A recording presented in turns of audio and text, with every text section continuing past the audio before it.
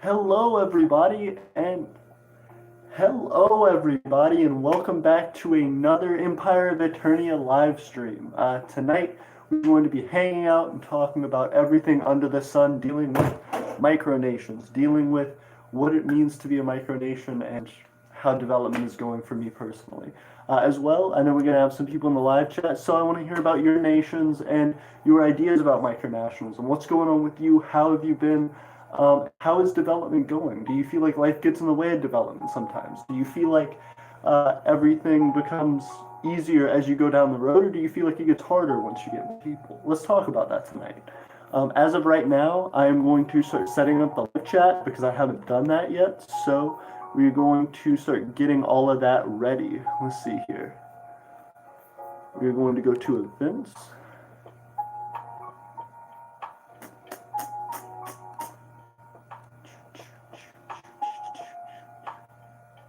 We're going to go to my live stream, and there we go. Not have a feedback loop going there.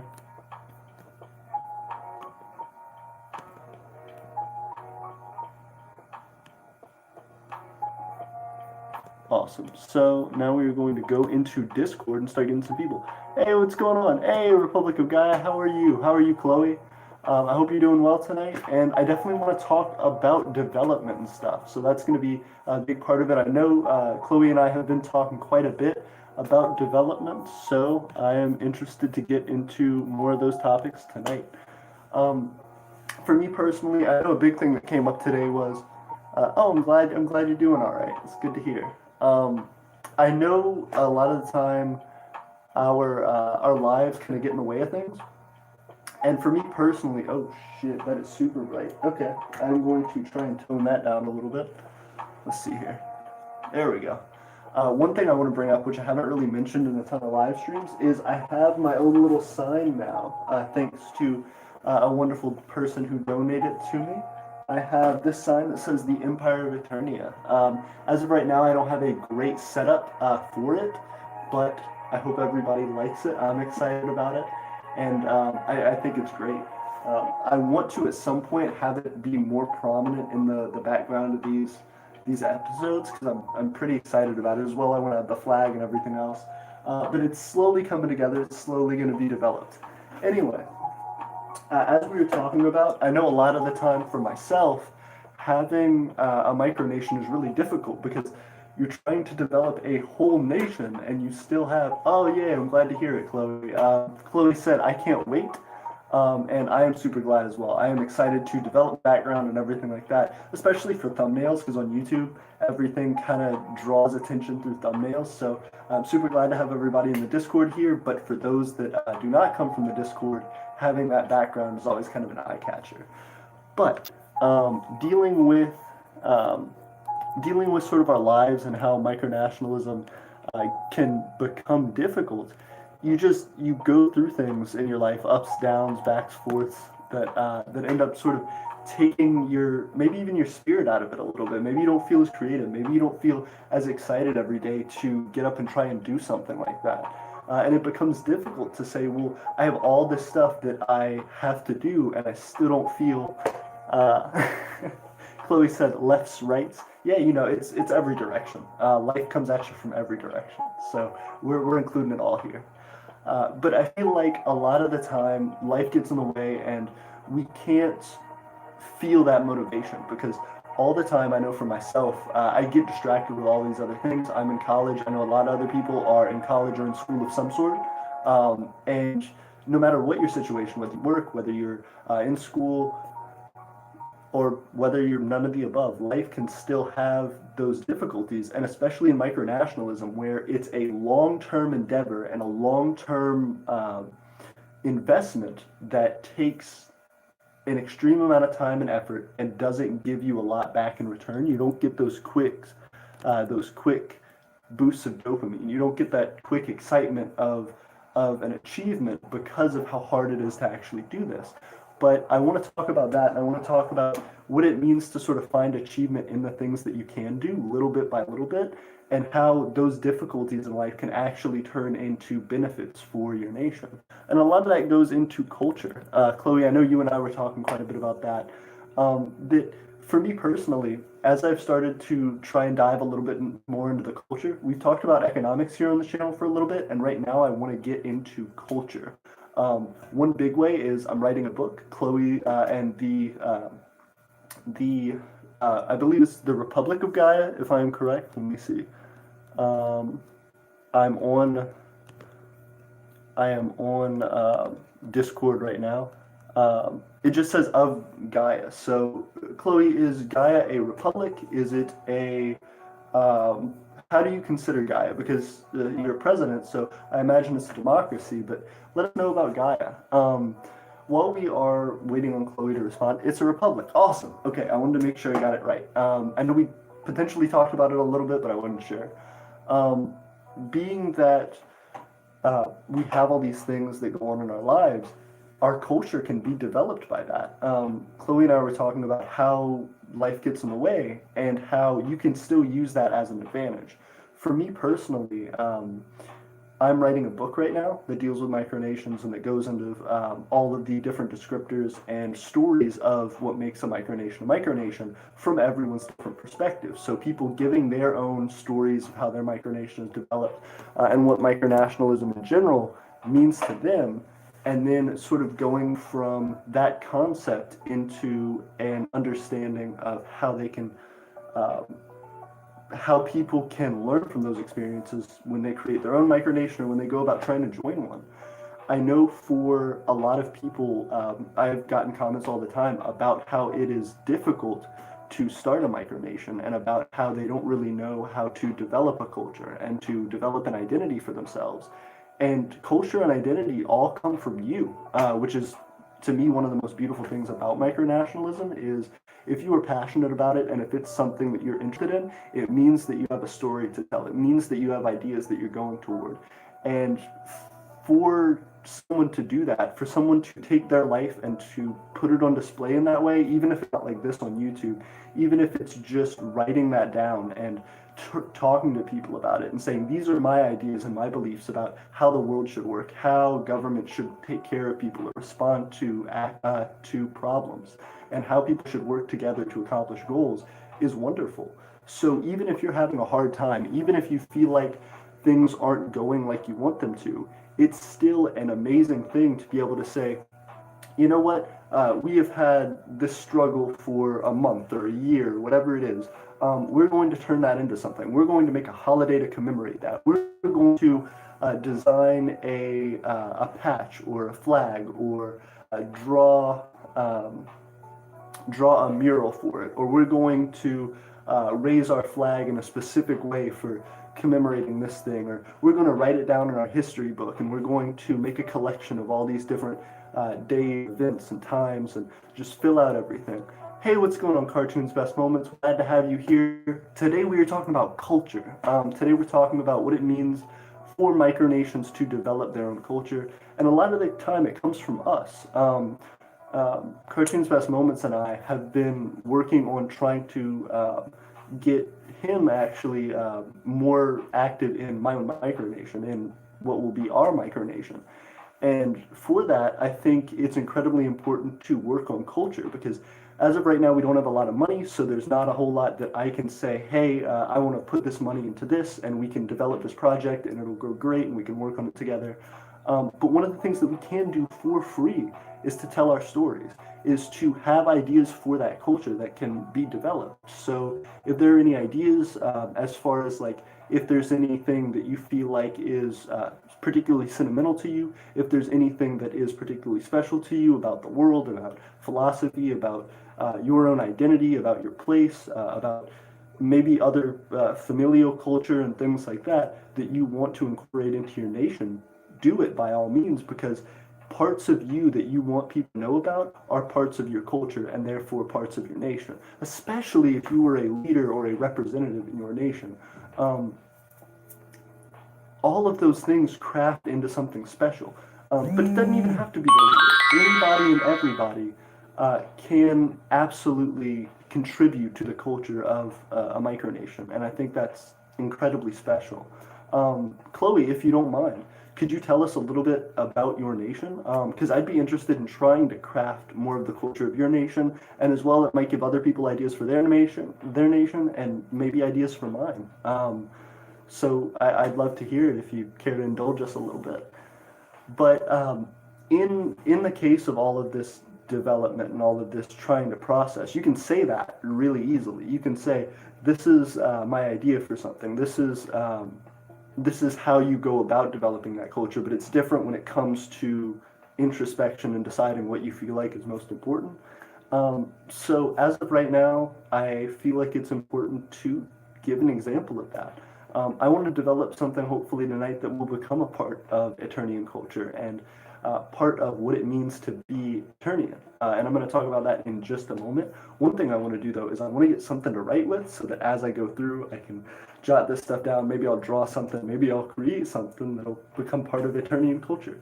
So, Chloe just told us a little bit about the Republic of Gaia.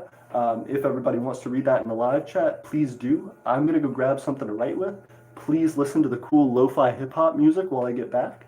And once I get back, I'm going to draw. We're going to create all this stuff. It's going to be super duper interesting because I'm excited about it. Let's see what Chloe said. Chloe said, the Republic of Gaia is very environmentally based. The land and the people are of utmost importance in Gaia. Now that's wonderful. Chloe, what do you feel like is the thing that makes the culture, the environment and the people of Gaia so incredibly special? Also, thank you guys so much for the thumbs up. I really appreciate it. Let's see if we can get a 4-to-4 view like ratio. I would really appreciate it. But while we're talking about that, it's interesting. What makes the environment of Gaia so special? What is the environment of Gaia? Is it really snowy? Is it really tropical? Is it really rainy? Is it really dry? What is the environment of Gaia like? Because that can go a lot into symbology and in identity and in maybe even clothing and things like that. That just crafts the whole background of what your nation is. And therefore, if you think of your nation as a story, if you think of your nation as something that will be developed into every aspect of someone's life, what the environment is like is incredibly important because that can go into food, clothing, even national identity as far as what seasons are most celebrated, what people generally enjoy the most.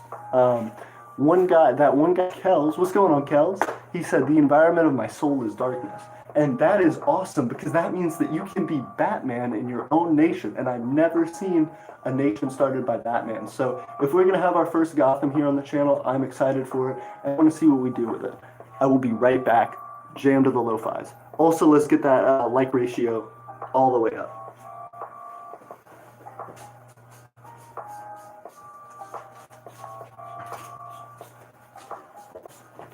Da-da-da-da. Got it. All right. So, Gaia said, oh, the area around here is so beautiful. I love the types of forests here. I believe the type of forests here are referred to as deciduous. I hope I'm pronouncing that right. Deciduous. Basically, it means we get seasons, we get lots of snow, etc. Interesting. Deciduous. I'm gonna have to look that up at some point because I just completely ignored that. Thank you also for the additional light, guys. Really appreciate it. I'm glad I pronounced deciduous right. That was cool. Learning something new every day. So what's a deciduous culture like? If it has lots of snow, maybe like in Game of Thrones, your culture for your clothing may be these really big like wool things for a lot of the seasons. If it's not super snowy, if you have fairly hot summers and things like that, you may even have a very drastically different type of design for clothing or food or whatever. Johnny, hey, what's going on, Johnny? How are you? Johnny said, we also get snow. Okay, that's awesome. So I think, like, Johnny, I'm glad you joined us. I don't know how long you've been here, but we are talking about culture tonight. Talking about how to develop culture, what culture means, all this sort of stuff. So in developing culture, that's what I think is really important, is trying to find those little things, in your case, environment being a huge thing, that plays a part in every aspect of someone's life who's going to live there. So you being the first founding member of your nation, you have to think of what makes that interesting to you. What are all the things that influence your everyday life? That deciduous environment may be a big part of it. So for example, during the winters, really heavy coats, things like that you may be able to accessorize, that you may be able to show off and be the model of your own nation. You are the face of your nation. And therefore, when people think of Gaia, they think of Chloe. And so people are going to be looking to you to define what that means. Chloe said, for the Republic of Gaia, yeah, the seasons are so starkly contrasted to each other. Winters are cold with heavy snow, and summers are hot. Hottest it's ever gotten is 103. Wow, okay. So that being the case, Chloe, it would be really, really interesting if, for example, just talking about clothing as one small aspect of a culture, if you had these really large, potentially very heavy coats during the summer, or excuse me, during the winter. Whoops, forgot to say Fahrenheit. No, that's all right. I appreciate it. 103 Celsius would be insane. That would be pretty big, wouldn't it? Cartoon's Best Moments said, "Hey, AP, you should get a cat if you don't have one, since it's the national animal." Cartoon's Best Moments, that's actually why it is the national animal. And I appreciate you checking out the wiki, the micro wiki, because that's what's on there. It says that our national animal is the cat. It's interesting. I have a cat, and that's why I ended up doing that. I have a cute little cat named Uno. She was a rescue. She is one of the loves of my life. She's adorable. She's really tiny. And she was actually named Uno because she was supposed to be blind in one eye, but ended up not being, and ended up recovering. It was a wonderful thing. That's, I guess, part of my culture, is having this little cat that I didn't think I would have in the first place. I ended up taking care of, got her when she was a little bit sick, when her eye was really bad wounded, and the doctors thought they would have to remove it. A few weeks after we got her, she improved pretty drastically, and fortunately enough, her eye fully recovered. And she is a crazy, active, fun little cat, and she's one of my best friends for sure. So that's absolutely why our national animal is the cat. And if you are a dog person, I recommend you try cats, because they're cute, they can be fun. You just got to pick the right one. And it's interesting, the difference between dogs and cats, because dogs are generally pretty loving in one way or another. And that's not true. Every animal has a personality to a degree. I just feel like cats in particular, you have to really work to connect with their personality, like a human. Dogs, I think, can be more surface level friendly, and not be very sincerely friendly. Like, they can be more passively friendly, whereas cats just won't. If cats don't like you, they don't like you, and if they do, they love you. So I just feel like I have a strong appreciation for cats, because that's all I've had, and I enjoy my little cat, my one and only little cat. So that being the case, we're going to go back to these comments here. We're going to talk more about Chloe's micronation, the Republic of Gaia. Cartoon's Best Moments, Johnny said, and on the 24th of January, it was negative 22 degrees Fahrenheit here. That is very cold. I would hate that. Here it doesn't get quite that cold, but I would die. Republic of Gaia says, "Oh, geez, Jenny, wow, I can't imagine what that's like. It is incredibly cold." Yes, I would imagine. It's terribly cold. Cartoon's Best Moments said, "I'm a huge cat person too." Hey, there we go. Cartoon's Best Moments and I, we are in the right nation for the right reason. We are kin in that sense. So, that being the case, also, we have 6 viewers. Thank you so much for watching. Let's get that like ratio up to 100%. I believe in us. I think we can do it. I think we can. But talking about Chloe's nation and talking about the Republic of Gaia, hey, we got another one.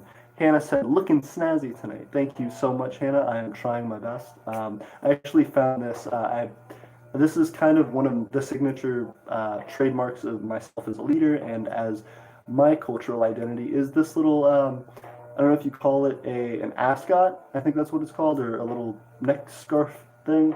But I designed it myself. I had another one that was actually a scarf that I would just tie. This one is actually more custom made and designed. I got some fabric, stitched it together, and I made something I enjoy. And it helps me to feel more confident as a leader. It's not quite as crazy and as out there as some of the costumes that micronational leaders have, but I feel like it's unique to my micronation. So that's what I do. That's part of my get up here. So Johnny said I'm more of a dog person. Johnny, what are you doing to me, man? You have to support these cats. If you are a dog person, that's totally cool. I love dogs as well, but I would recommend you give cats a try. Give cats some love. Republic of Gaia.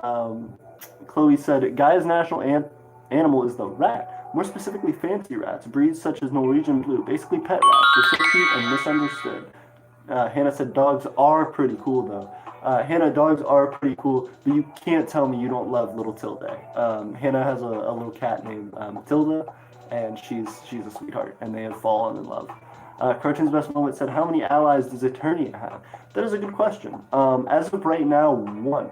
Because of the reason that Aeternia is a very staunchly realist micronation, so that means we don't make allies unless there is something that we can tangibly benefit from consistently through that alliance. So we don't make alliances just for recognition. A lot of micronations develop alliances based on the idea of mutual recognition. Well, if we recognize each other and if we smile at each other, that's an alliance. Aeternia says we can have friends for that, and we're glad to have as many friends in the world as we want to. But specifically for alliances, we have to get something out of it, and a lot of micronations as well say that alliances can be military based, but for Aeternia, we don't believe micronations can involve themselves in military, have sitting militaries adequately. So I don't think that is a way we go. Therefore, most of the ways that we could develop alliances would be through economics. And a lot of micronations, because of a lack of money and a lack of resources, have difficult doing much of anything economically. But because of Parkistopia and Aeternia's close proximity to each other, we are able to help each other in projects. We are able to make trade and to benefit each other economically, realistically, with that. So that's our big ally. It's been our biggest ally since the beginning, and we are excited for new allies. It's just a difficult process. Cartoon's Best Moments said, how many allies do we have? I think I just answered that. If you want to know about Parkistopia, we have made multiple videos with Parkistopia talking about our alliance. They actually did a wonderful speech about us, and it was really heartfelt. It meant a lot. So definitely go and check those out, and check out the People's Republic of Parkistopia YouTube channel. So Johnny said, how old are you? I am 20 years old. I'm about to be 21 in May. And Cartoon's Best Moments and I believe, actually talked about that being a national holiday, and I think that's what it's going to be. When we hit our the foundation day, the day that we were founded, we're going to do a celebration, and we're also going to do a celebration for my birthday. So those will be national holidays, and anything else that might come up that's of interest and of appreciation for our culture will be a national holiday. Cartoon's Moment, sitting with my cat watching this. The Republic of Gaia said same. Hannah said same. I am glad. I wish I was with my cat watching this. All I have one thing that I can do. Let me see. So, I may not have my actual cat here watching this, but I do have this cat. Can Uno's Adoption Day be a national holiday? Absolutely. So this is something Hannah actually got me. Yeah, absolutely. It is the closest representation of little Uno that I have. This is very similar to what she looks like, and she is super cute. She is super fun. The only thing, this one scratches me significantly less than Uno does, because Uno likes to fight. But what we will do is we will give her her own little stand right over here. we're going to set up the sign again and have it nice and formally represented, and then we're going to set up little Uno. There we go. I don't know, little Uno is kind of blocking the sign, so she's going to sit up a little bit. That better? Yeah, that's a little better. Okay, so we're going to get back to this. Johnny said, is that a toy cat? It is a stuffed cat. It's to keep me company since I don't have my little Uno with me, so yes. Republic of Gaia said yes. Hannah Christine said beautiful. I think it is beautiful, and I think you're beautiful, Hannah. Nani said slap the cat. Republic of Gaia said no slap the cat. Nani, I think you're getting outvoted, but I appreciate you hitting up the comments with that. I don't know if that's the direction we're swinging with this one. This isn't a Beat Cats vlog, but if you want to look up Beat Cats vlogs, you can. That's part of it.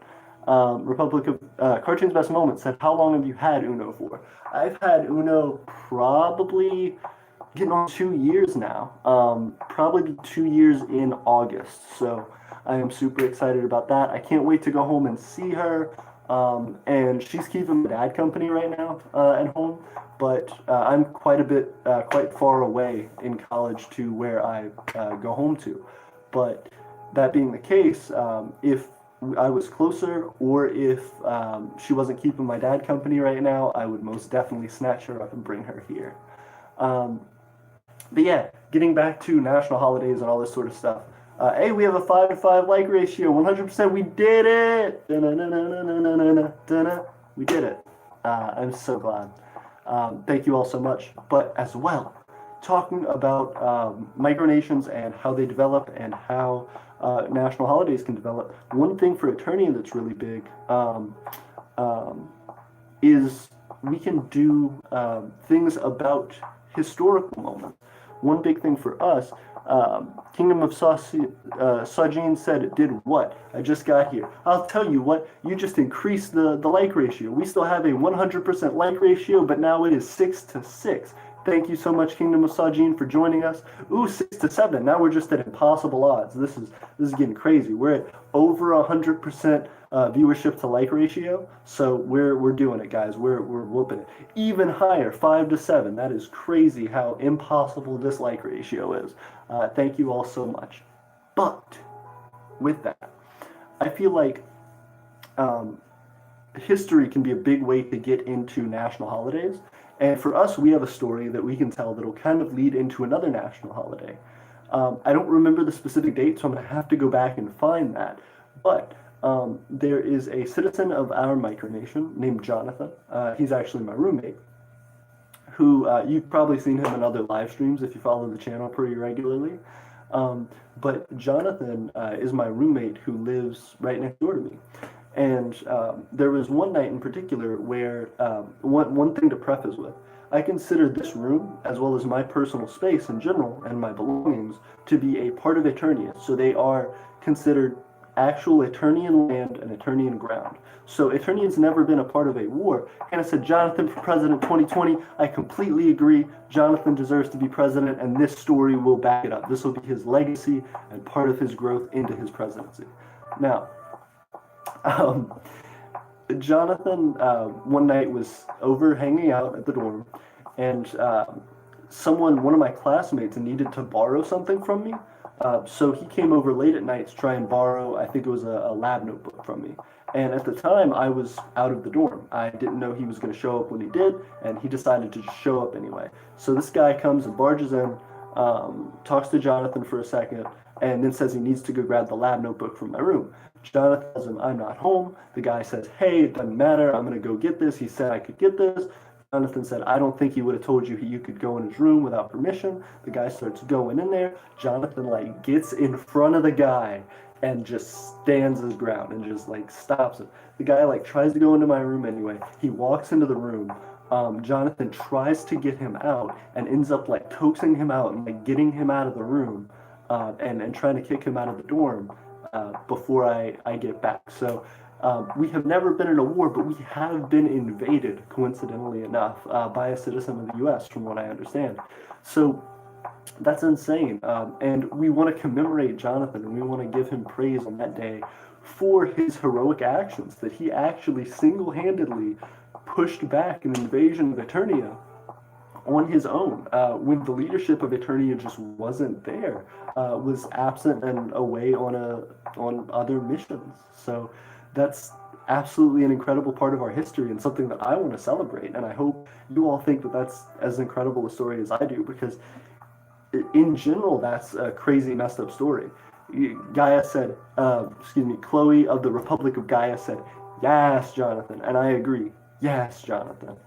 Cartoon's Best Moments said, wait, is your whole house Eternian land? So that is an interesting question. Because I live in a dorm, I pay for the square footage of the whole dorm.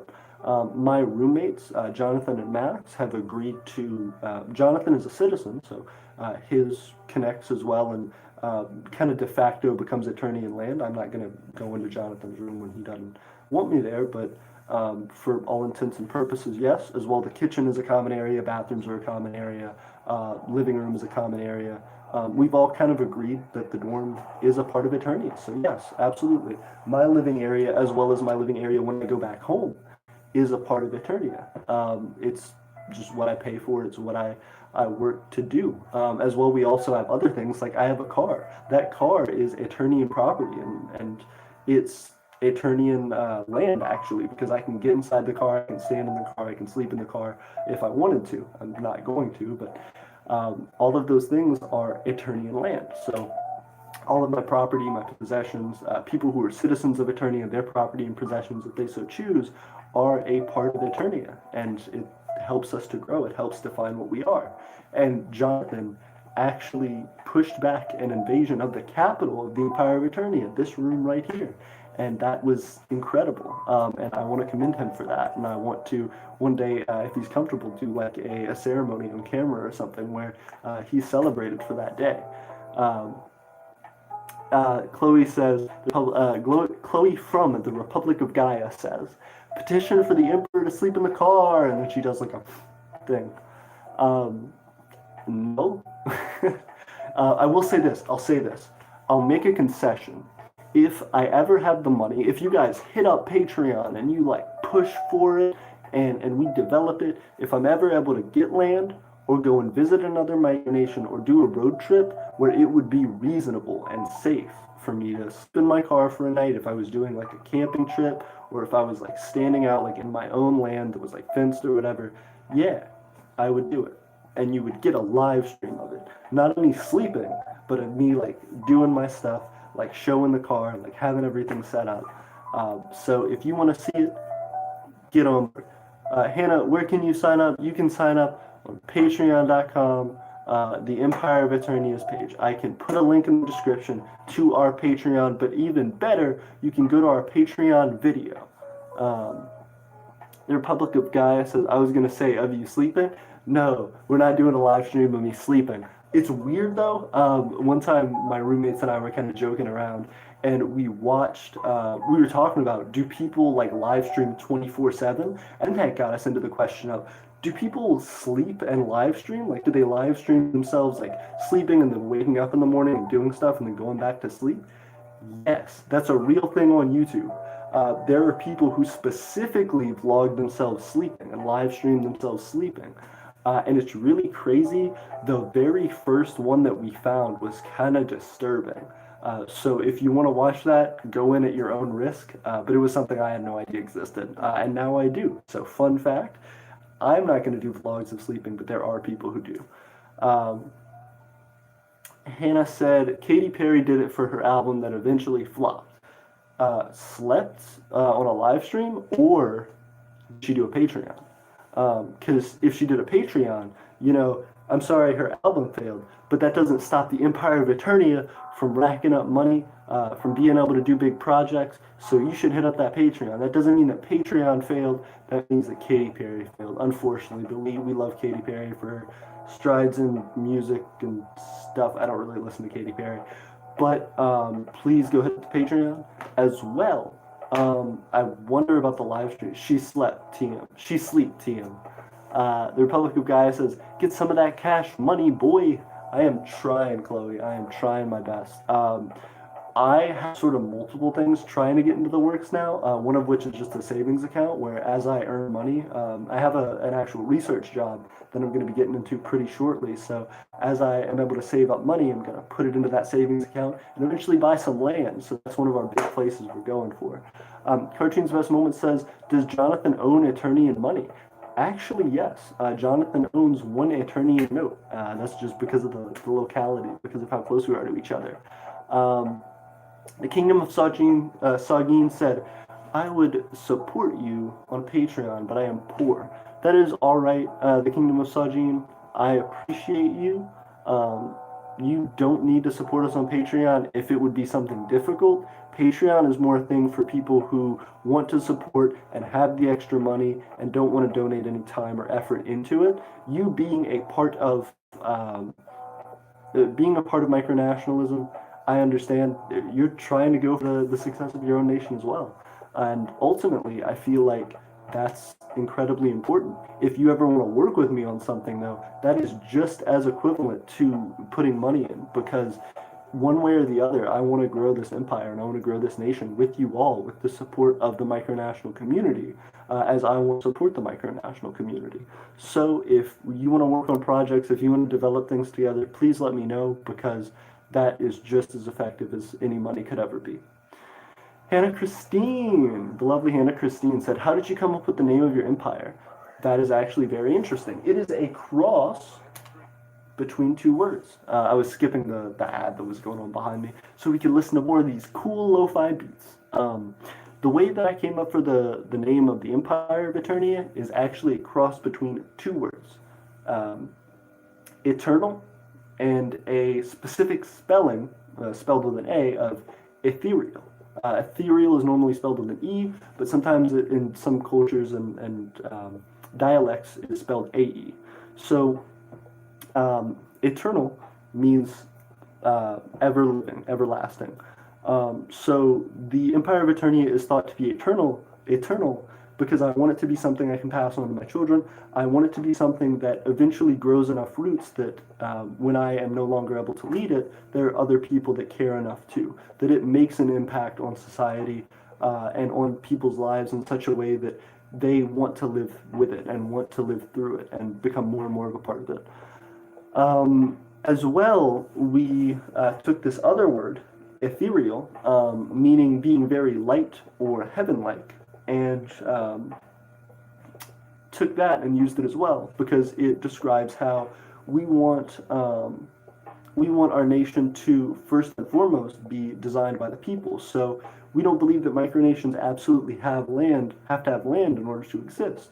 One thing that I learned in my political science class, actually in my comparative politics class, is that there's a difference between a nation and a state. A lot of you in the micronational community probably know this, but a nation is a collection of people with a common cultural and national identity, whereas a state is a physically defined geographical region with borders that considers itself a country. So a nation of people, like the Cherokee Indians, may be a nation of people, though they may be spread out among different territories or different states. So that can all be different interpretations.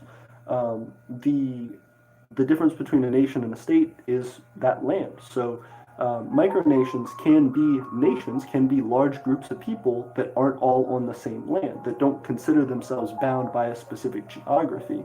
And that's what we are. Aeternia has a national status based on the people around the world who support it. So for all of you who watch in other countries, for all of you who support it, for all of you who consider yourself citizens of the Empire of Aeternia, you are helping to spread our message and to define where our territory is. Wherever you go, the Empire goes. And with that, I have to say thank you again. That helps to make us real and make us tangible and make us whole. And that's where these two words come from. Eternal, because as long as there is support for the empire, it lives, and ethereal, because it may be light, it may not be concrete weighted down to the ground, but it still lives. And because of that nature of it, because of that design of it, even if we go from having no land to thousands of miles of land to no land, to being a spacefaring empire, to conquering planets, to having nothing, and being scattered amongst the universe, we will still be a nation of people together. And I hope that message resonates with them, because I know it resonates with me. Now, we have some more comments to get to, as well as developing this culture. Hannah said, the Kingdom of Sagin said, how do you feel about grammar Nazis? Well, I don't particularly mind either way. I understand the need to point out things if you're being helpful about someone's grammar, but I also don't think you should just treat someone terribly over it. If it's that upsetting to you, stop the conversation. That's completely your prerogative. But I don't think, as long as it's amongst friends, grammar isn't really hurting someone, unless it's making it to such a degree that you can't understand what they're saying, or there's a significant misunderstanding of what you're trying to say based on your grammar. So I can see both sides a little bit, but I don't support people who are arrogant or hurtful about it. Cartoon's Best Moments said, what are some laws in Aeternia? This is an interesting question. So in Aeternia, right now, we have very few laws. We follow the laws of the Micronation above us, the United States, and those laws are pretty respectable. For the most part, there are some laws that I have political opinions about one way or the other, but I don't want to get super big into that right now. I feel like as we move forward, laws will be developed based upon our needs. So right now it's just me and I dictate my own life. So there isn't a ton of need for law amongst or in addition to the laws of the macronation that we reside in, that the citizens of Aeternia reside in. So when I say just me, I mean it's just me within this physical space. There are, of course, people like Cartoon's Best Moments and Etienne who sometimes visit the cast as well, the live stream, as well as people like Jonathan, who are, and other people at this university who are in the micronation. So by that extent, it is more concrete, and it is, there are people who may benefit from certain laws, but as of right now, I don't want to step on the toes of the macronation that I'm in, and you can't make laws that are opposing or contradicting to the macronation that you're in. So there aren't too many laws that would be useful or effective as of right now. Eventually, we may get into laws of paying taxes and things like that, designed around people actually living within the space of Aeternia, or designing some way for citizens online to pay taxes. But as of right now, that would be, I believe, significantly detrimental to our society and the way that we go in our freeform development in this stage. Going back to Cartoon's Best Moments, he said, how many years do you have of college and what are you studying? That's a good question. As of right now, I have maybe 2 to 3 more years in college in my bachelor's. I am a sophomore right now, but I am significantly behind in my classes. My classes are pretty difficult as I am a physics major with a concentration in optics as of right now. Optics and applied physics. So what that means is I want to be an experimental physicist. I actually hope to get a PhD in quantum mechanics and in quantum physics in relation to quantum entanglement. That's actually what my research is in right now. So I am at a university. I've been studying for getting on 3 years now. I'm in my, about to be in 6th semester, so I'm excited for it, and I'm hoping I can graduate sooner than I think, but it feels like a long road. And then after that, I have grad school, and then doctoral school, and then after that, I'm hopefully going to be in research, finding a place I love, and to do what I feel passionate about. The Kingdom of Sagin, the great Kingdom of Sagin, said, a law of ours is you must wear shoes on our island. That's fair. You don't want to get the island too dirty. Make sure you sweep the island as well. That might be a part of the recommendation. Would it be specifically in buildings or in the island in general? Maybe it's because the island is potentially hazardous, and you don't want people to hurt themselves. So it may not be a law that's designed to be repressive or restrictive, but as a safety concern. So that may be a very interesting reason for that law, or there may also be reasons for that law defined in that you don't want it culturally. You may think dirty feet are gross, and that's definitely an interesting cultural milestone. So, Hannah Christine said, smart law. I agree. Probably pretty safe. Probably a pretty safe one. Kingdom misogyny, but it's a safety law because there's no glass. Because there's glass on the island. Oh, no socks and sandals. Okay. Oh, and no socks and sandals. Yeah, that's understandable because I could still see how the particulates of glass could get trapped in there, still kind of cut you, still cause abrasions. So, absolutely, that is a really safe law, and I'm really proud of you, Kingdom Misogyny. That shows a lot of progress for your nation. The Republic of Gaia said, "Oh wow, oh wow, wow, wow." The Republic of Gaia said, "Physics itself is incredibly difficult." I agree. But at the same time, sometimes I feel kind of dumb because I'm in Cal B right now, and physics too. So right now I'm learning about electromagnetism and about the mid part of calculus. We're doing things such as introductions to differential equations. We're learning about more complex integral types. And all of that is difficult mathematically, both the physics side and the math side. But the interesting thing is I've been working with circuits and with complex electronics and electrical fields for quite a long time. I actually, before I got into this quantum entanglement project, and currently I'm still working on a side project that's based on an ion trap, which involves high energy electric fields in order to create a high potential where you can actually cause ions, ionizing the air, stripping away electrons in the air to actually make particles float. And you can do something called mass spectrometry with that, and you can do a lot of cool stuff. But essentially, to make these particles like dust and things that you can pick up with your hand, powders of different sorts, things like baking soda that you could throw in and will float in this electric field, and that you can manipulate based on how you change the voltage. So that's something I want to write a paper on and hopefully be published in. Besides the quantum mechanics stuff.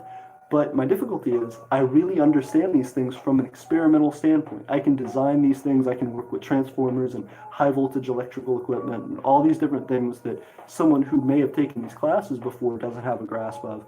But yet I can't do the math some of the time. I find myself struggling with the actual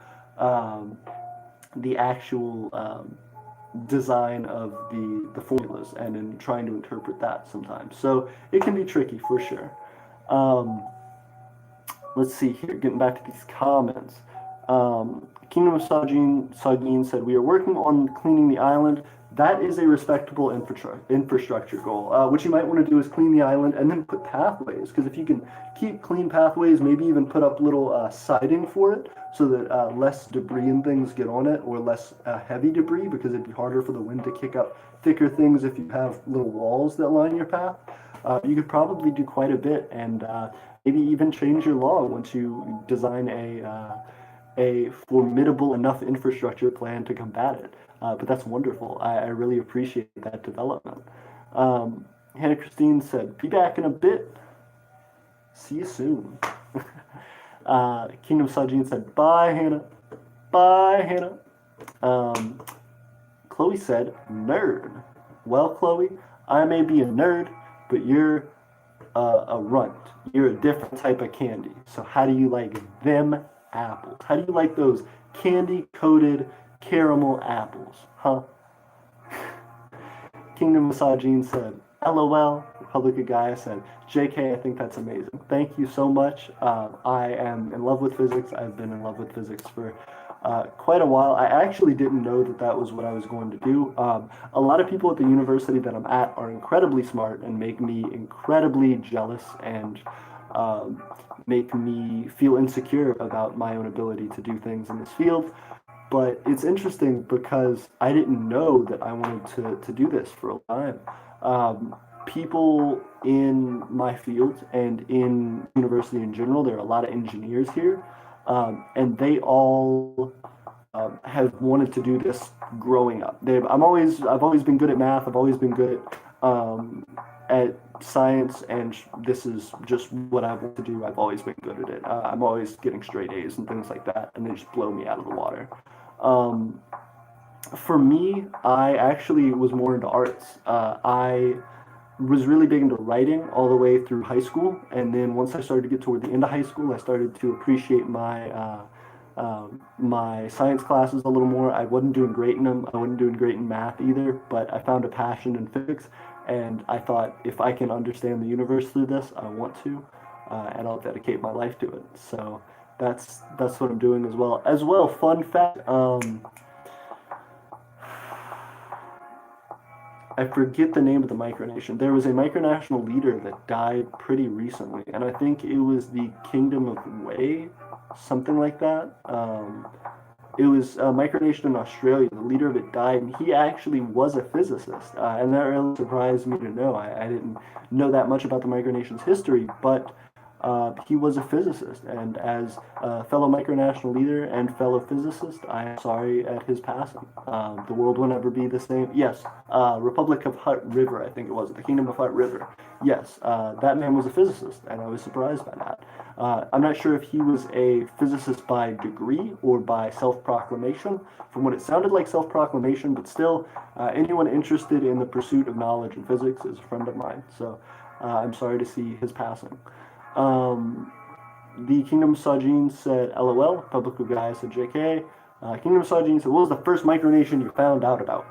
The first micronation I found out about, that's an interesting one. Probably like Sealand or something. I don't really know super in depth.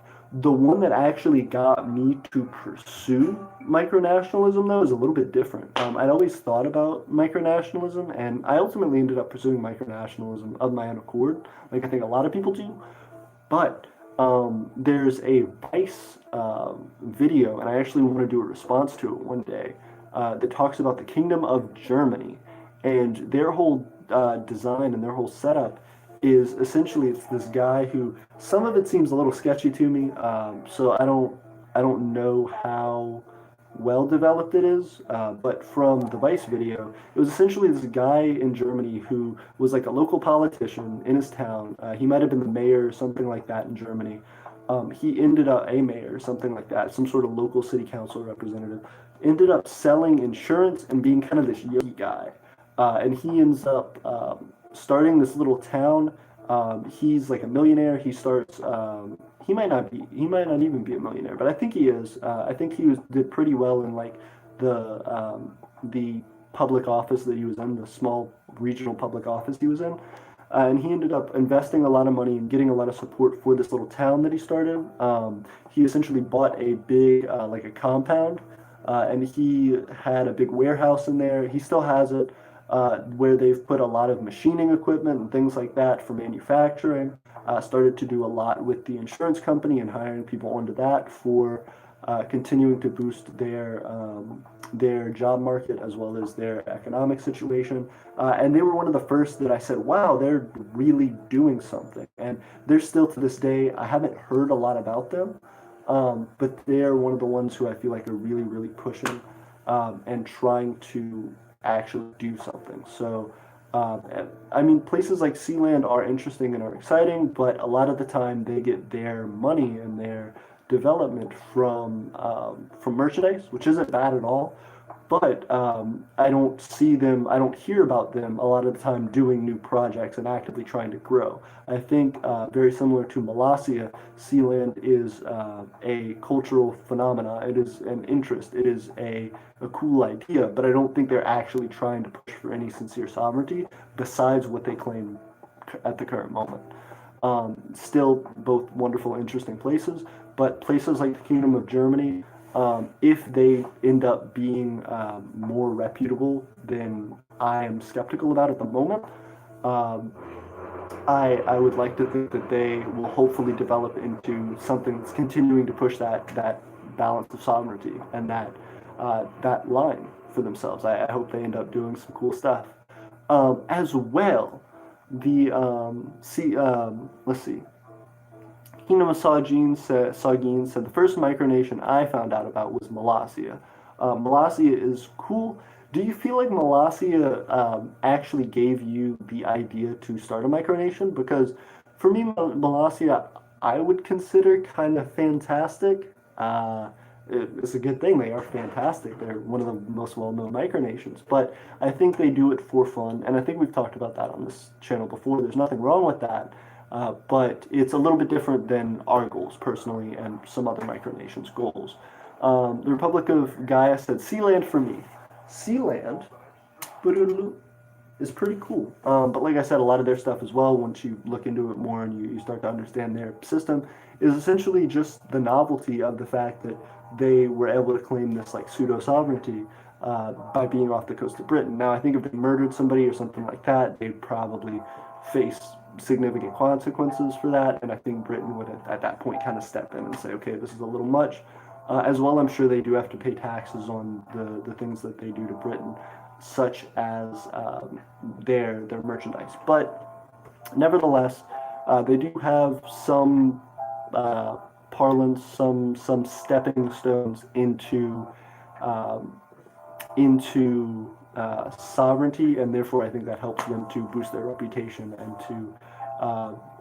to sort of make those merchandise sales. And I mean, it's fucking cool. They're on essentially a big raft out in the middle of the ocean. Let's see.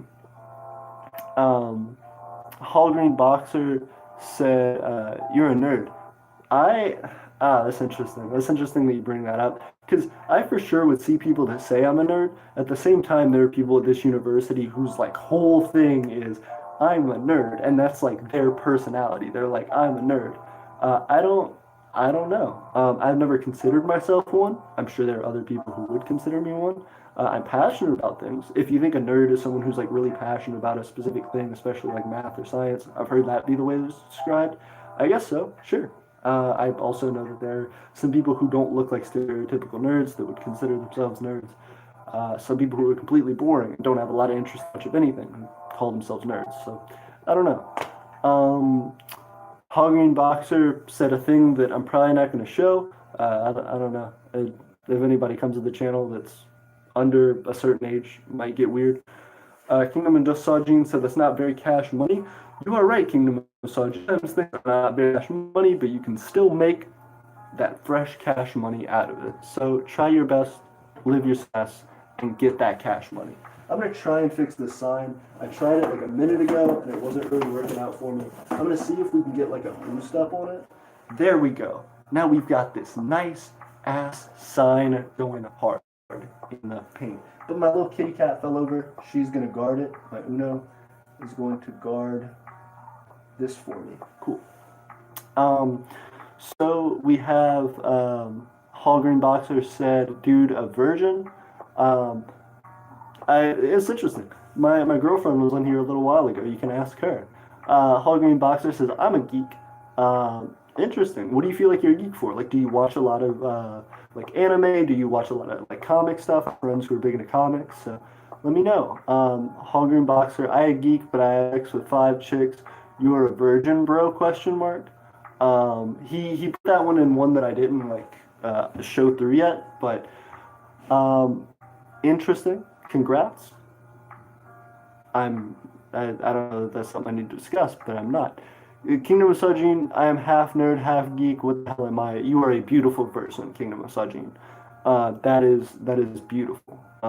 You are all of the rainbow and the compass and the directional spectrum of amazing person. If you're passionate about nerdy stuff and geeky stuff and cool stuff and micronations, you are the best leader that can be. And I congratulate you for that. That just means you can connect to a lot of people.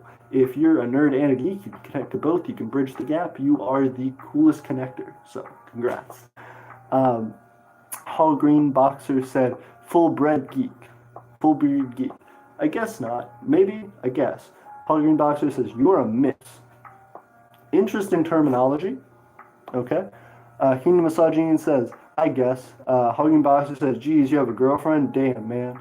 Hallgreen Boxer says, I feel bad now because I'm single. So, Hallgreen Boxer said, "I feel bad now because I'm single." You shouldn't feel bad because you're single. You should love yourself and know that you're gonna find somebody for you. Um, Hallgreen Boxer said, "What is your necklace you're wearing? Are you Freemasons?" I will answer that. It is kind of sad. If you guys are ready for a sad trip, that's what this is about to be for like a second, and then we'll jump back on other stuff. This necklace, if you notice, it has this little pendant on it, as well as it has this little vial with some white stuff in it. What that is actually ashes. My mother died um, in December when I went down for Christmas break. And it was really tough for me, and it was tough for my family. And this is my way of dealing with that and going through it. She died fairly young. Yeah, thank you, Holgreen Boxer. I appreciate it. But yeah, that's what this is. So I feel like as a part of myself and therefore as an extension of Micronation, um, it represents me. And it represents her and her spirit. So thank you. Um, Faded fortune teller. Well, first off, I'm gonna like skip forward because there are some ones that were like relevant to that, and then I'll go back. Hogging Boxer said, "Sorry, dude. Be strong, man. I really appreciate it. Thank you for sending love. I send it right back. It's a tough thing for everybody. Well, we all have to kind of deal with it at some point, and it's a terrible thing to think about. But I have certain beliefs on the subject of life and death and things like that that I don't think are needed for this particular convo. But I hope she's happy. And I know that for myself, I rest easy on the subject. So thank you so much. But it was a thing where she was kind of suffering for a long time, so I think it's for the best for her. And I know that it's just difficult for us to move on. The Kingdom of Sajin said, "Hi, Cartoon's Best Moment said, I'm back. Faded Fortune Teller 2004. Interesting. Were you born in 2004, or is that just like a screen handle thing?" Says, "What is your thoughts on communism? Do you know any communist micronations?" Those are interesting things. Well, first off, Hoggreen Boxer said, "Rip, she's in a better place, God willing." Agreed. Hoggreen Boxer says, "Peace out." Peace out, Hoggreen Boxer. Um, Faded Fortune Teller, "Do you know any communist micronations?" I do, actually. So I'm not sure if they consider themselves communist or socialist. I've seen quite a few micronations hit up the comments on my videos talking about themselves being communist micronations. If you are interested in communist micronations, we unfortunately are not. We are a free market micronation, kind of a mixed economy micronation, but pretty free market. Pretty, I wouldn't call us completely democratic. We have sort of democratic ideals, but that's kind of a jump around. Check out our comments on our videos for a lot of communist micronations who show support for the channel, as well. The kingdom, the People's Republic of Parkistopia is actually either a communist or a socialist micronation. I'm not sure what they consider themselves at the moment, but they are our ally at the moment, and they are our biggest ally. So we do know some communist socialist micronations, and definitely, even though we have different viewpoints on things and different ideologies about the world, I think we can still come together on certain aspects and still achieve our goals peacefully and in promotion of each other.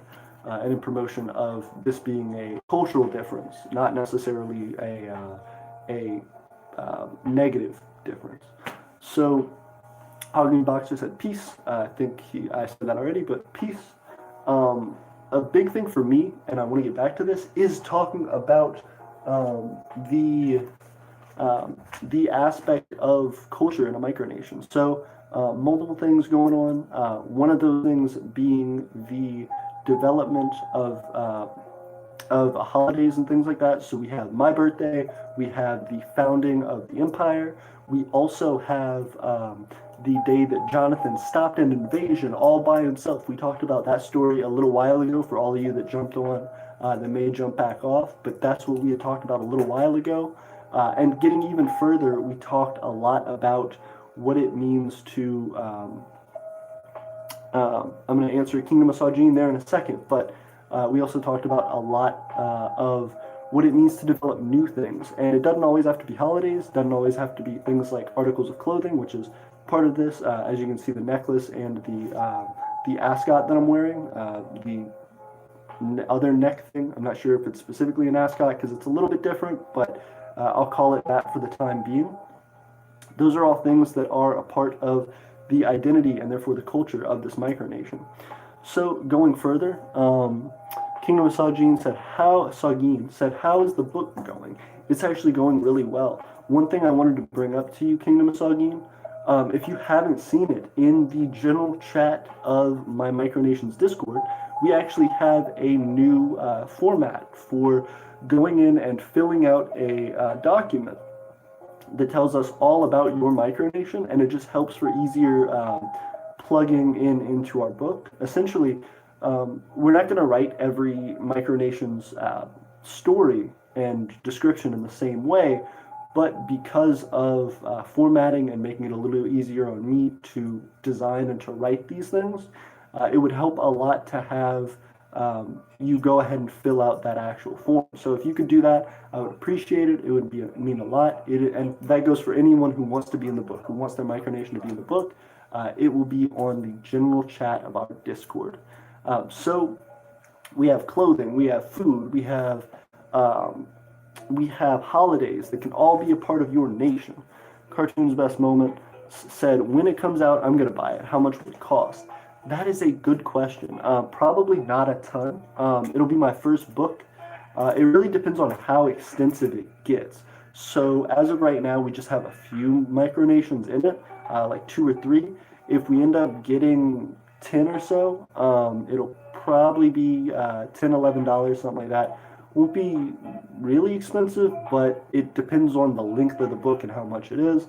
If it becomes like a big old like encyclopedia, like if we got like 200 micronations who were like, I want to be a part of it, I'm going to fill out the form, I'm going to do everything it takes to be a part of this thing, I want to be a part of it, I'm not going to turn anybody down, as that is, so long as they give enough of a reasonable description for it to be worth putting them in.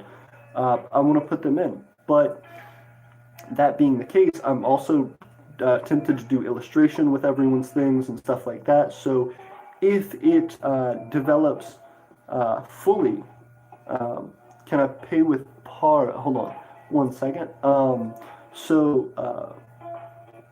It's going to depend on the size of the book and how much the book ends up developing. If we decide to do illustrations, so that would be the idea, which I would personally love if I can find an illustrator who's willing, to essentially take the ideas of the nations and draw a description of them, draw maybe what he thinks that people might look like, what the setting might look like, things like that, that help to give the reader an understanding of what your micronation is, not only from a descriptive standpoint, but from a cool looking standpoint, showing things like emblems and flags and diagrams, and even having a little visual representation of people, or maybe even a visual representation of like a historical account from your nation's history or something. So depending on how far we delve into the development of this book will really change the price. I don't want to ever make it absurd, but I do want to be able to reasonably compensate people who help for the book. Now, I'm not talking about micronations. For that, I'm specifically talking about if someone like goes through and illustrates like 150 micronations and things like that, because that's just a lot. And for myself, like writing, I want to make sure that I'm reasonably well compensated for the time that I spend, because like I said, I'm a researcher, I'm in college. I can't dedicate a ton of time to it, and it's mainly just a passion project, so I don't expect to make money in it. What I'm going to do is just put it all back into the nation anyway. But I still want to make sure that it's reasonable, so probably the $10 range, unless it gets to be like a crazy thick book, in which case it might be a little bit more. Let's see. Faded Fortune Teller 2004. Your thoughts of monarchy. You know any allies that are a monarchy? So we don't have any other allies besides the People's Republic of Parkistopia, but we ourselves are a monarchy. What we consider ourselves is what we call a democratic monarchy. That's a little bit sort of different. See, so our ideal situation, our ideal setup would be a democratic monarchy, and we can talk about that a little bit further in the future. As of right now, we are more specifically despot, just in the sense that there isn't a lot of voting that goes on in our country. We are a monarchy. I'm an emperor. However, I kind of have a complete and total rule over the micronation at the moment. You could suggest things, you could give opinions. I'll work with people on projects, and I generally am good about keeping things democratic in a moral sense. But as far as the legality and the rule of law goes in my nation, my word is law. What I say goes, and that's the way that things develop. So we will eventually be forming more and more into a monarchy in that sense, not necessarily a genealogical or a lineage-based monarchy where its power is passed down through families, but we will be developing a monarchy in some sense, a democratic monarchy where people vote on representatives, but then the monarch, the emperor or empress, if it ever becomes a female, ends up being the head of it for life, kind of the ultimate decision maker besides the things lower that don't really need their approval to go into place. Kingdom of Sajin said, "Can I pay with para, my money?" Unfortunately not. The way that we are going to set it up is through Amazon, so you'll have to buy it through there. I would love for it to be a setup where we could use money, and potentially in the future, one day we will set it up for that. As of right now, though, one, because I don't have any way to regain value for your money, so there's nothing that I can buy with your money.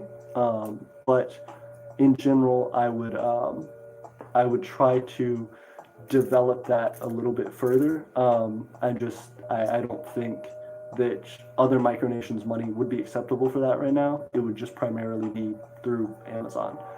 At some point, if we were able to develop like a really complex micronational monetary trading system that actually went into sincere goods and services that would be valuable enough for micronations to buy, I would consider it. But as of right now, that infrastructure isn't in place to make it reasonable for to compensate the amount of time I'm putting into the book, if that makes sense.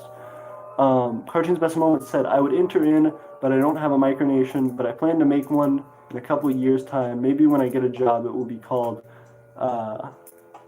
Aeternia." Interesting. Cartoon's Best Moments, I wish you success with that. However, I would be interested to know if you still want to be a part of the Empire of Aeternia when that time comes, because I feel like as of right now, I definitely appreciate you being a part of the Empire of Aeternia, and I always want you to be if you always want to be. But when people get into dual citizenship, sometimes that becomes a difficult thing. So I guess we'd have to figure it out, especially you being the leader of another nation. So I'm always an advocate of joining a nation rather than just starting your own. But that's completely an opinion thing, and I wish you success if that's the route you choose. Cartoon's Best Moment said, "Kingdom of Sajin, do you have a picture of Para so you can DM me it?" I'm sure you guys can discuss that soon. Faded Fortune Teller, Kingdom of Sajin said, "Yes, we redesigned it like a month ago. I hope it looks good. I'm excited to see it." Faded Fortune Teller says, "Your thoughts of democracy as a micronation? You know any democratic micronations?" I do know some democratic micronations. Quite a few micronations consider themselves democratic, and then as well there are micronational organizations that I don't particularly love because it seems like a sort of rusty nesting doll syndrome thing, where you have micronations that are based primarily on individuals or small groups that don't have a lot of power on their own, so then they make these collectivized democratic micronational organizations like UN type structures that really basically do the same thing. They have discords, they have chats, but they aren't able to do much functionally, aren't actually able to establish a whole lot or make money or do a lot in growth. So there are different opinions on those. I personally don't love them. Democratic micronations are interesting, but I think regardless of what the type of micronation you have is, what the government style is, progress and realist versus fantastic are the two ones that I consider to be most important and most pressing on my mind.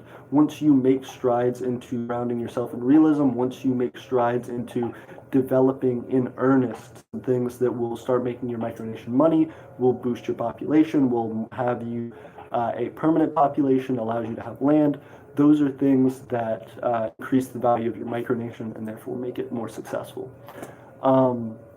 I think democratic micronations generally have a harder time with that because they can do less because everyone has to agree on something before it can move forward for the most part, if they're truly democratic. Faded Fortune Teller, or Cartoon's Best Moment said, okay, can you send me a photo on Discord? Faded Fortune Teller says, sorry for the questions that I'm asking a lot of. Do not worry. We are glad to have you here in the stream, and I am excited for all the questions. Everybody hit me with questions. Kingdom of Saw Jean said, okay, after the stream. Cartoon's Best Moment said, thank you. I was just curious because I like looking at different micronations' currency. Cartoon's Best Moment said, yes, of course, I would support it even if I had my own. I'm glad to hear that. It means a lot, and I'm really happy for the support. Kingdom of Saw Jean said, Despacito. And then other things. Well, first he said Despacito. He said Despacito, but with a P at the end, so it's Despacito. And then he said Despacito. Is that your favorite song? Is that a part of the culture of Saugeen? Let me know. Is that going to be played when you like sit on your throne in the island? Are you going to like blare Despacito from speakers that are set up on the island that nobody can touch with bare feet? That would be super cool. That'd be a super cool picture for the book. Just like you sitting in a throne and like two big speakers like blaring Despacito and like trees moving because of how strong the speakers are, and it like pushing away ships from your island. Because it's Despacito every day. Kingdom of Sajin said, no, Bitch Lasagna is my favorite song. That's interesting. So then you'll have that blaring, and it'll scare away your enemies. The power of PewDiePie and internet memes will send people far and wide running from the kingdom of Saugeen. I love it. But yeah, I hope this has taught everybody a little bit about micronational culture and what it means. I hope it's taught you a little bit about my nation, who I am as a person, and what I get out of all this. I love micronationalism, and I love the ability to grow and to try and develop something in earnest. That's what I feel like my perspective on micronationalism is, and I hope that's the way that I can leave a mark on it, is for people who sincerely want to start a nation, for those who sincerely want to develop, understanding that it's something that'll probably take your entire life if you are dedicated to it, and something that hopefully will pay off if you take the right steps and if you are trying to seek out the things that are sincere development versus sort of running around in circles, which are easy to mix up and to trip over. So I hope you all enjoyed the stream. Faded Fortune Teller says, what do you think of trading between micronations? How would you do it? And would you put tariffs on imported trades from other micronations? Good question. So, as of right now, trade based on micronational trade, micronationally would be small trades. So essentially things that could be reasonably traded back and forth in a small scale. There's two separations of trade between any type of nation, but especially between micronations, these are very important, is the difference between goods and services. Give me 1 second. I'm going to talk more about that, but I'm going to get a drink.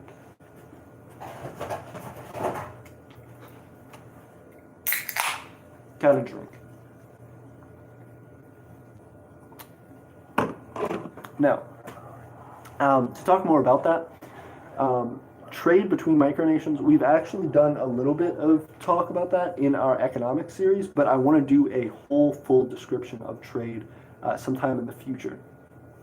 As for right now, the Empire of Aeternia's stance on trade and my personal opinion on trade is that trade between micronations is broken up into goods and services. Goods would be things that you can reasonably make and are valued by the other micronations. So if you can print currency and that's something they have no ability to do, that it is easier for them to get through you than through someone else, that may become something of value. If you can grow crops and you're close enough to another micronation, to be able to reasonably and cheaply, affordably send them those goods in order to build up trade with them, and in order for it to be something that's economical for them, then you can absolutely do that. If you have a service, which is a great way for micronations to trade, that you can do for somebody, those have a lot more possibilities. Goods are always important and are always needed. If you can develop sincere, competitive goods, that's wonderful, and it's a great way to get yourself started in micronationalism and to get big boosts. Because if you have a popular good, if you have a popular product that you can sell to other micronations, that's where a lot of money can come in. But as well, you shouldn't undermine the value of services. So services are really important and are really great for micronations, because a lot of the time a service requires little to no upstart cost. So a product, even if it's farming, you still have to buy the seeds, plant them in the ground, take care of them for a certain amount of time, grow them, make sure that you collect them together, make sure that you throw out the bad ones, make sure that you package them in such a way that they are preserved as best you can, send them, pay for the shipping of them if you have to ship them, or the delivery if you're driving them, if they're more nearby, to wherever they're going, and then make sure that that price is still cheaper and more competitive a lot of the time than other prices, say, on the internet or at a grocery store if it's food or something like that, because otherwise it doesn't help that other micronation to buy from you when they could more cheaply and easily get it from the store. If that's the case, then they're actually losing money on the transaction. But a service is wonderful because it generally costs zero to little upstart cost. So what that means is you can have something like graphic design that you do. If you can design a nation's flag, their currency, their website, their YouTube, things like that, if you can create those things digitally for them that some people don't have the skill or ability to do, and you can sell it to them for cheaper than it would be for them to try and get the rights to it somewhere else, and if it's of a higher quality than they can find other places, you can actually make quite a bit of money doing that. As well, if you can sew, if you can design outfits for micronationalists, that's great. That's both a good and a service that you kind of trying to figure out what fell there. Interesting. But that is both a good and a service that can be sort of claimed upon. Both in the sense that you can charge for your services to design the outfit, and as well you can charge for the actual outfit itself. So both of those things are something that can rack in a lot of money for a micronation. As well, things like making flags, money, coins. I wouldn't go to coins in the US. It's illegal to actually mint your own coins, but paper currency is legal, so that's something that's kind of an interesting tidbit of fact. I don't know what countries everyone's in, but make sure you check on how laws apply for things like that. Still, flags, patches. We've actually developed our own patches. I don't know if everybody's seen them, but they look like this. Excuse me. I have one on my backpack here. They look like this, and they are the insignia for the Empire of Aeternia. If you actually see down in the corner where our flag is, it's the logo on our YouTube page. Our Aeternian A looks like this. And I custom handmade that patch, and that's something that I could sell online if I wanted to. If people were interested, they can stick it onto themselves. I actually plan to make another one and stick it on this little pocket right here, or maybe on this, depending on how I like the design, how it comes out. But that's a big part of it. Anything that you can make, anything that you are good at skill-wise, can make you money. So trade between micronations generally comes from what they can reasonably do, and how it benefits the other nation. So if I make things and can sew and can do graphic design and can work with electronics, and the People's Republic of Parkistopia can make food really cheaply, those are beneficial because I can do something like, for example, I work a lot with electronics.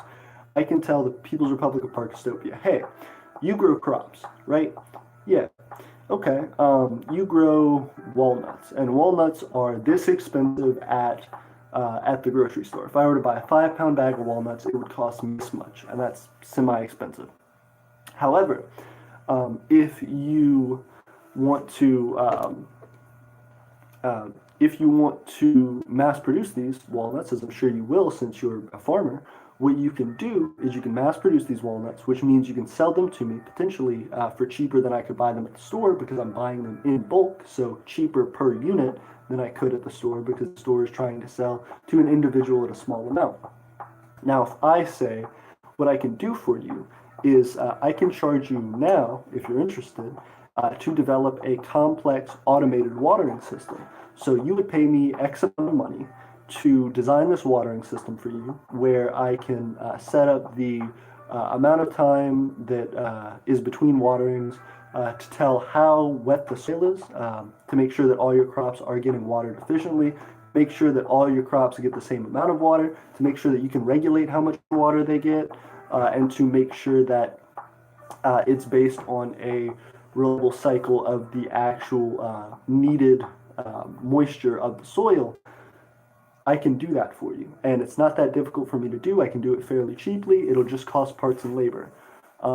That would be something that they may want to invest in because that can significantly improve the quality of their walnut yield or their crop yield in general, while decreasing the amount of time that they have to invest in going out and checking it and making sure everything's watered and checking the content of the soil and checking for the nutrients in the soil and things like that. They have to do significantly less of that because they have an automated system to take care of it. So that's worth them investing in for their long-term manufacture or their long-term agricultural growth. And as well, then I can get walnuts for a little bit cheaper, and I can actually end up using the money that they paid me to invest in buying walnuts to them, which gives them money to invest in their own walnuts and then to invest in more upgrades for their infrastructure. So it makes both things cheaper and more readily available to us, because if they can produce more and more walnuts based on the system that I designed, that means that if I can buy larger and larger amounts of walnuts, they'll sell it to me at a cheaper per unit price amount, which, that being the case, means that I can go off and say, I have a lot of walnuts now, and they have a lot of walnuts now. So what I can do is I can develop goods that are based on these walnuts. I can make walnut pies, I can make walnut lotions, I can make walnut lip balms, or whatever it is that I want to make lip balm, walnut things. I can make designs out of walnut shells and things like that, necklaces or whatever, and I can sell those things. And then I can take their raw good and turn it into a finished product and sell it. So all of those things start boosting our economy a little bit more. Once they make enough money on walnuts, they can say, we have a really good, cheap, efficient walnut producing system. We can now invest that into another crop that we're interested in starting to grow, or another entire industry that's outside of agriculture. And all of that sounds like it's really complex really quickly, but those are actual examples of trade that the Empire of the People's Republic of Parkistopia and I have discussed. And all of that is practical and able to be designed and created. So it's not impossible for micronations to trade. It is extremely possible. You just have to make sure that it is realistic and that it can be efficient and practical for both micronations. If anybody's losing money on the trade and don't feel like they can gain out of it, have some gains, it's not really worth it. And if they can get it cheaper somewhere else, it's not really worth it. Only when you can find something that is reasonable and affordable and practical can you expect to create a sincere economic growth between both nations. We're going to go back into these comments a little bit more. I hope that answered your question about, or at least partially answered your question about trade. I want to go into trade in much more detail in the future. For now, that's what I have. And I'd love for the People's Republic of Parkistopia to chime in on that more. We may have them on for a video or two.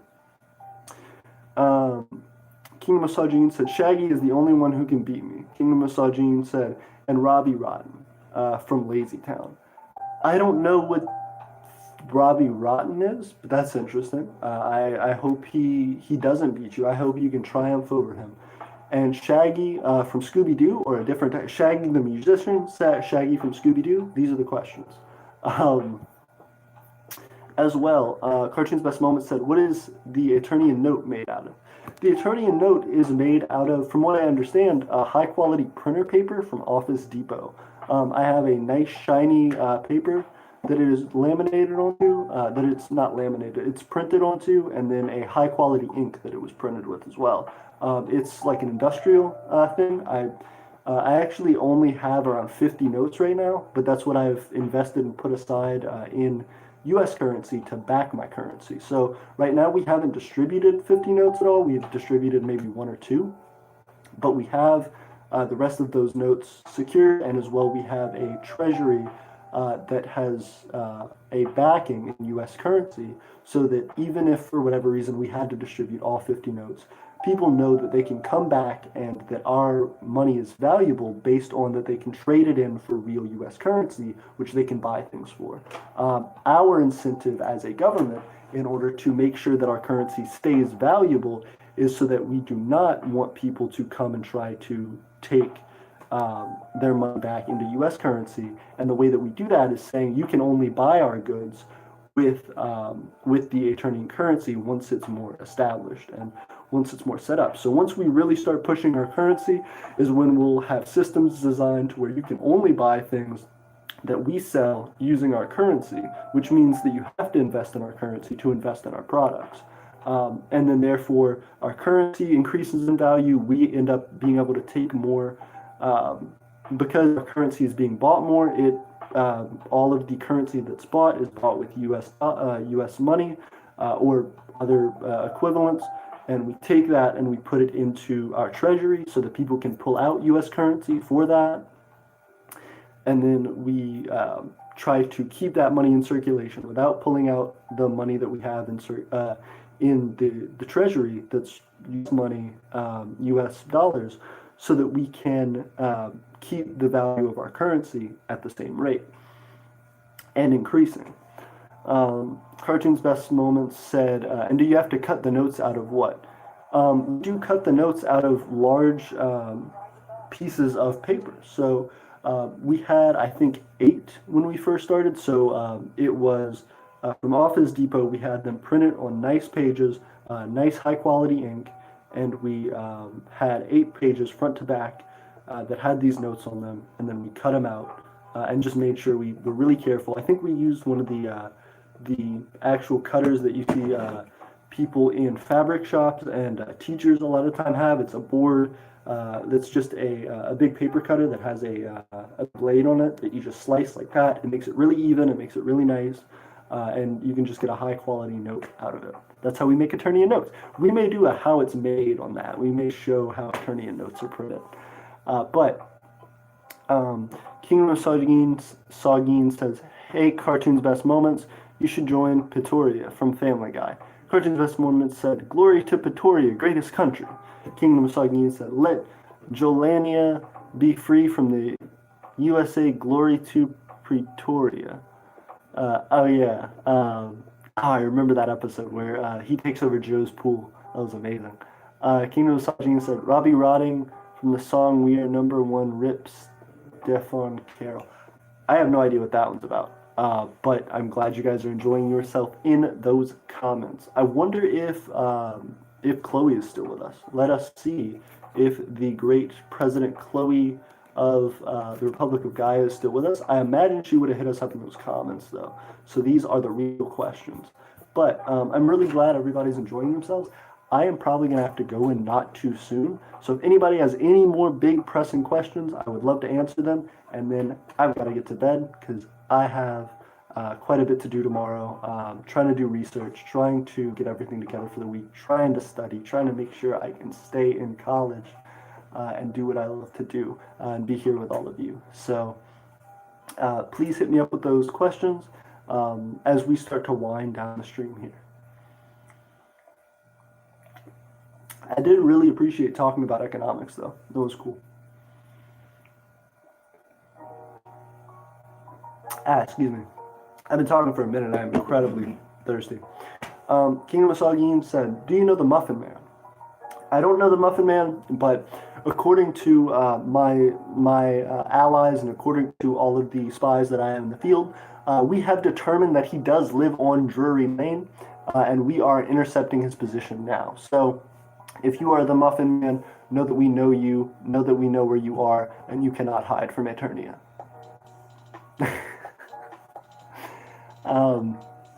Cartoon's Best Moment said, I like the sound of the how to make the currency because no micronation has done so. Thank you. I would love to be the first. If someone beats me to it, they beat me to it, but I would definitely like to do that, and I would hope that it becomes popular. I feel like I'm just trying to show everything that I do and everything that I feel is important in what I love. So if you guys have ideas for that, if you guys feel passionate about that, I appreciate it.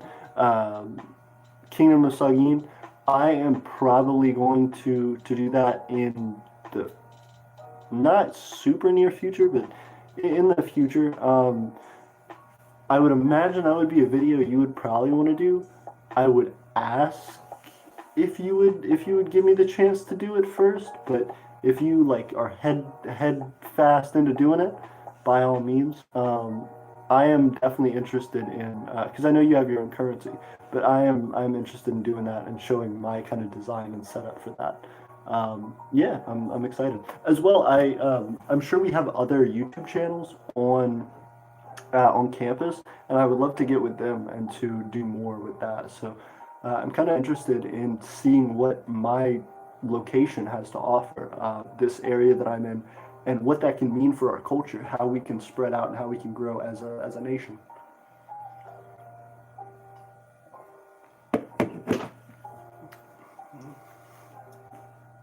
But yeah, I'm really enjoying myself on the stream tonight, guys. Thank you so much for hanging out with me. I'm glad we're able to have these late night talks. Like I said, I love this little sign that I have.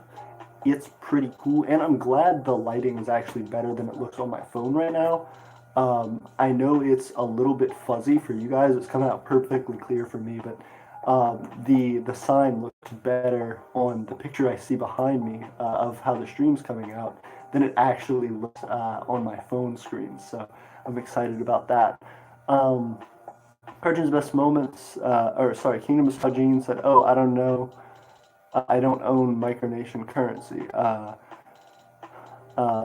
Kingdom of Sagin said, I don't care, not I don't know. Okay, perfect. I'm going to do that at some point then. I'm super excited for it, and I hope it helps. The biggest problem with it is just an investment. It's just actually something that I have to like take money out of my own bank account to do, to print out, to make. What I might end up doing is actually just doing it on doing it on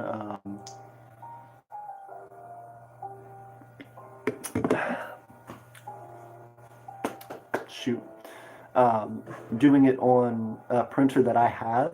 It won't be as high a quality, but then I can show the high quality notes after that. I'll see how well they turn out though. I'll still have to dish out some money for it though, because it won't even be, well, I don't know. I can probably get my school's printer, and I have to pay for it, but it wouldn't be that expensive to just print out a crap ton of notes. So that would be pretty cool. I'd like hyperinflate my currency if I tried to put them out, but I could definitely increase the value of the note.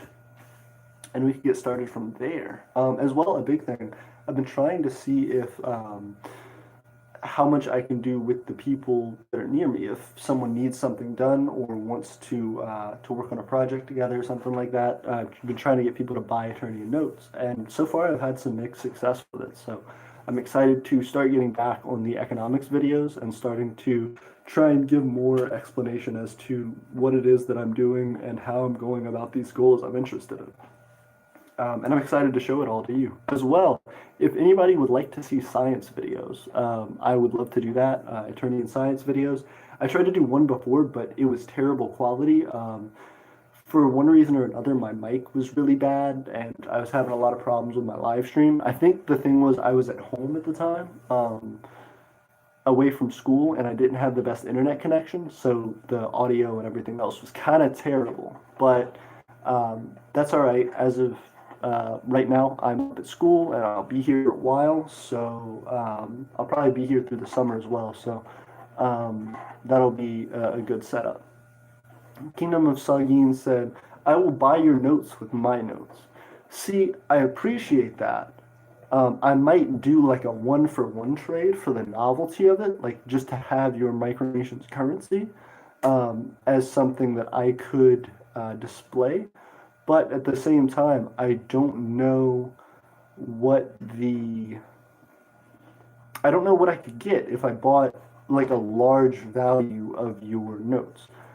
If I Because we're starting to put things up in the store and starting to develop things online and with the book that will be actually for sale and therefore will be based on the value of our currency. So if our currency is worth $1 and we have things online for you to buy and you bought them with Aeternia notes, we would accept that. So I guess my curiosity would be, if I bought a ton of Saginian notes, Kingdom of Sagin notes, what would that get me? What could I buy from the Kingdom of Sagin?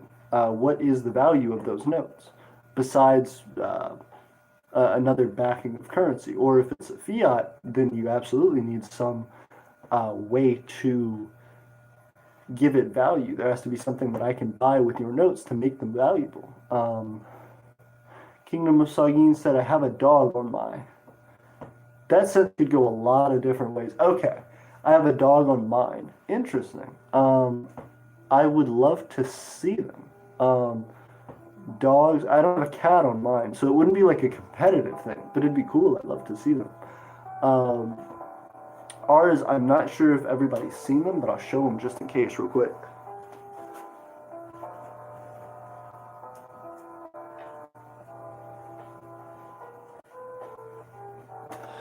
Aeternia notes look like this. Let me see if I can kind of help with that a little bit.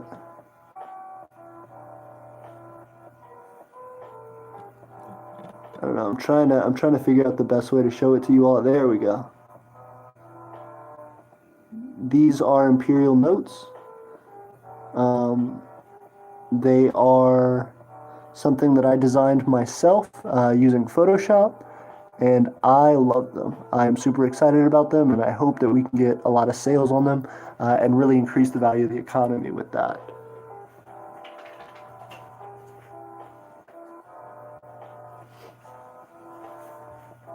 Kingdom of Sagin said, pretty valuable to me. Interesting. But I guess I'm curious, what can I buy with them? Because I mean, that's the value of a currency, right? Currency, the reason that a nation or a group of people would make a currency is so that they can buy and sell things. Our currency, we hope to be practical in that sense, that it has a use. You can buy and sell things with our currency. It's not just for decoration or for novelty. I want it to be something that actually goes into circulation within communities. And that being the case, this note needs to have things that can buy and sell with it. It needs to be valuable in some sense. So